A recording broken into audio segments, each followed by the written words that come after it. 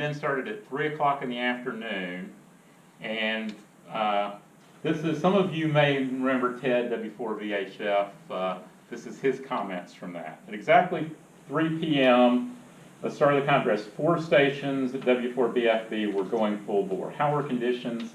Unbelievable. Right off the bat, the 2-meter station had Midwestern stations stacked up to work us. By 3:30 p.m., the 220 station had logged 7 states.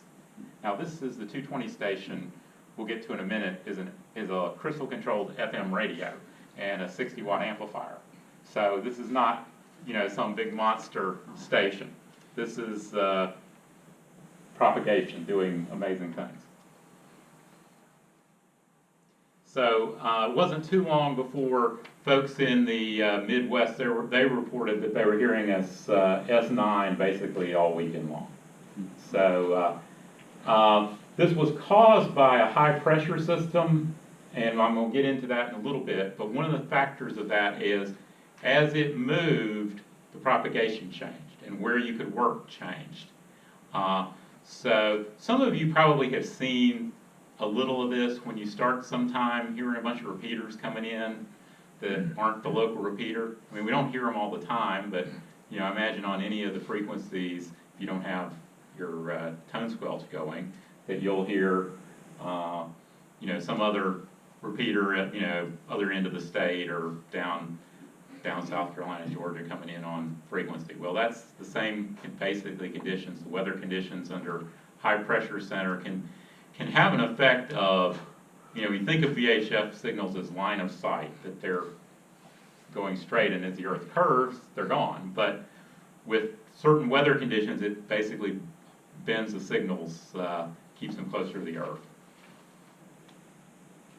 So as this is going on, So I'm up there sleeping in the back seat of a Ford Torino, Grand Torino. Some of you who are close to my age may remember that, the Starsky and Hutch car. So anyway, 6 a.m., banging on the window. Get up, get up, get up. I'm like, oh, what's going on?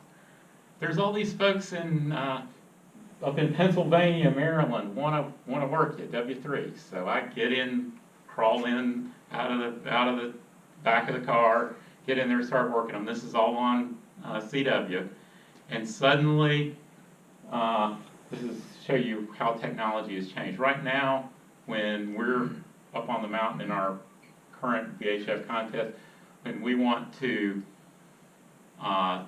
tell somebody we've worked them on 2 and we want to work them on 432, the computer network, we send little messages to each other on the keyboard. Well, back then we had often some of the kids who were up there with us would carry little slips of paper running around from the tent. So, this little slip of paper came to me from somebody that there were folks in W2 land, New York, New Jersey. You couldn't get through the pileup of the W3s. So, okay, W2 only. And work just boatloads of folks on CW this is on 432 megahertz. And then a little while later, another runner comes from 2 meters, and he's saying, people in W1 land aren't getting through the pileup, so okay, W1 only. And then I'm working in all these people, up into Massachusetts, Vermont. It's just truly amazing conditions.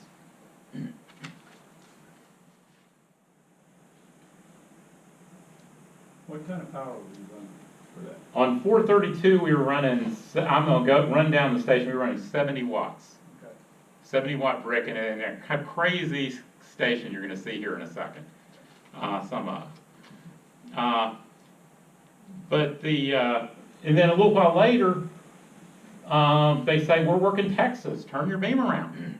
So, all this opening to the northeast, suddenly, okay, I work South Texas on 432 with this. Well, the guys, NC State guys, actually got playing with the guy in Texas and ended up sticking a big pin as an antenna, and as low as power as they could run, which I think was less than a watt, and they were still working the guy in Texas on 432. I mean, it's crazy stuff. So now the folks, I told you the folks in the big tower in the cornfield, they said that the opening was moving steadily forward, and when he sat down in 2 meters, and he was starting to hear Western New York Station coming into to Illinois, which is for 2 meters quite a haul. And then suddenly it was the whole East Coast, from southern Georgia to Massachusetts and Connecticut. It was bedlam. We were working stations nearly that far on 432. Now, a little bit about strategy. We had always come down, W4BFB always packed up Sunday afternoon and came down. And I had to go back in, didn't really understand that. I went back in the rules from that day, and basically you would run 28 hours, and we ran all night, so more or less our time was about up, so we headed home. But the guy up in Vermont says, Sunday night, all hell broke loose. Suddenly I was working stations I never heard before in Ohio, Michigan, Kentucky, Illinois, Missouri, and Oklahoma, among others. This was happening on 222, and 432. He also heard station in Dallas, Texas on 432, about 1,400 miles, but he couldn't raise him because so many other people closer to him were calling. He was about 5 by 7 in Vermont. So truly amazing situation there. In fact, as they wrote this up in QST, they were above 50 megahertz, still a column in there now, but it was back then, it was called the best tropo session ever. And I'll still remember the guy in Vermont. I talked to him on 220 on 60 watts on a crystal controlled FM radio in Alberta. You've had some questions about exactly what we're running, and I'm going to kind of go over not only what we were, but this is kind of the state of the art back in that day, because what these other guys were running too. Okay, this is Wayne, and he's got a Drake TR6 there on, which was basically, if any of you may remember the Drake TR4, it was the 6-meter version of that. Now, we at BFB had the Swan 250 Charlie.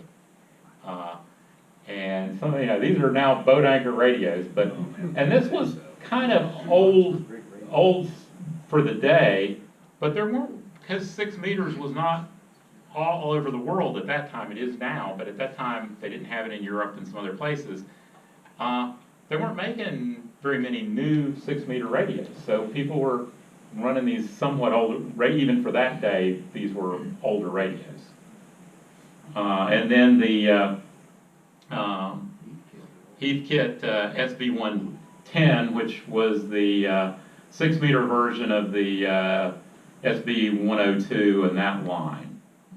So that's what they were running at W4ATC. So everybody running on 6 meters, 2 radios, and all but the folks at NC State, they were running barefoot. We had all amplifiers. We had a Swan at BFB, but other similar to times 3500Z amplifiers. Now, where we finally got into solid state on 2 meters. This is the Kenwood TS700. There was a, and that was a multi-mode radio. So it did FM. It had a repeater split built into it. I mean, now with all the digital readouts and everything else, it'd take you a while to sit down and figure out how to get it on the local repeater. But it was, for its day, quite revolutionary. And then we were running kilowatt amplifier from that. And then this is what we were running on 222. The Midland solid state crystal controlled radio. As I said, we had 6 watt. Everybody who I mentioned, all those groups, were running this on 222. The only, now pretty much any big contest group had sideband and CW on 220, but only the guy up in Vermont had sideband. Everybody else, this is what they were running, because it was the only commercially, and some other brands to put different faceplates on the radio. This was the only 220 radio available commercially at that point in time. 432 was a little different. The group in the tower was running this transverter, which was basically just a black box. Now, this is what I was running. This is the strangest radio you've probably ever seen. Strangest radio I've seen, and I've been a ham since the 70s. This was the radio on 432 sideband. It's called the KLM Echo 70. And the closest thing I can say is it's sort of looks like a CB radio with the 432 transverter built into it. But it was crazy little radio. It's hard to know what frequency you're on because you had these little clicks, and theoretically they were frequencies. And then you have a dial that's VXO right here. To change the frequency, you go some kind of jump with that, and then tune this knob to go between them. So it was, I basically told people where I was and stayed there, because I didn't know if somebody told me the frequency they're on, I would have no idea how to find them. So, and then even worse was the fact that to change modes,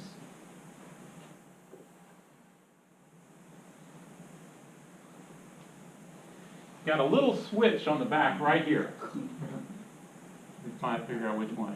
It's this one, sideband CW. You got to somehow reach around the top of the radio and hit that, and I hope you don't hit the one that puts you from 432 to 435. Because if you hit the wrong switch and you're not seeing this because it's on the back of the radio, suddenly you're megahertz away from where you're supposed to be. So, kind of a crazy radio. And I understand from some of the folks who listened to it on the other side, it also had a very distinctive